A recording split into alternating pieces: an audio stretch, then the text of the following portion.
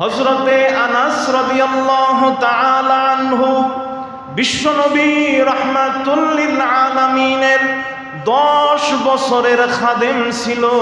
খাদেম তার মা উম্মে সুলাইম বিশ্বনবী রাহমাতুল লিল আলামিন যখন হিজরত করে মদিনায় আসে, উম্মে সুলাইম আনাস রাদিয়াল্লাহু তাআলা আনহুকে নিয়ে বিশ্বনবীর দরবারে নিয়ে যায়।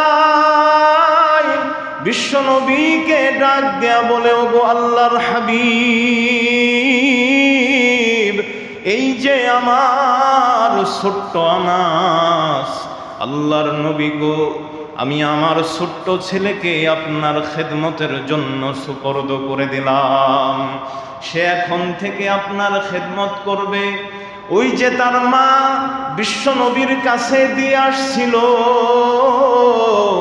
ওই সময় থেকে বিশ্বনবীর মৃত্যু পর্যন্ত আনাস নবীজি সাল্লাল্লাহু আলাইহি ওয়াসাল্লামের খেদমত করে।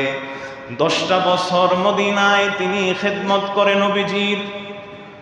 এই আনাস রাদিয়াল্লাহু তাআলা আনহুকে বিশ্বনবী রাহমাতুল লিল আলামিন মোহাব্বত করে ডাকতো, ইয়া বুনাইয়া, ও আমার ছেলে। ভালোবেসে বিশ্বনবী আনাসকে আমার ছেলে বলে ডাক দিত। একদিন ডাক দেয়া বলে, আমার ছেলে, তোমাকে একটা কথা বলি, যদি তুমি দিবারাত্রি সকাল সন্ধ্যা পারো, তাহলে নিজের অন্তর থেকে হিংসা বিদ্বেষকে দূর করে রাখবে। কেননা এটা আমার সুন্নত। ওমান আহইয়া সুন্নতি ফাকাদ আহাব্বানি ওমান আহাব্বানি কানা মাই ফিল জান্নাহ। এটা আমার সুন্নত, এই সুন্নতকে তুমি আঁকড়ে ধরবা। যে আমার সুন্নতকে জীবিত করে সেই আমাকে ভালোবাসে, আর যে আমি নবীকে ভালোবাসবে সে আমার সাথে জান্নাতে থাকবে।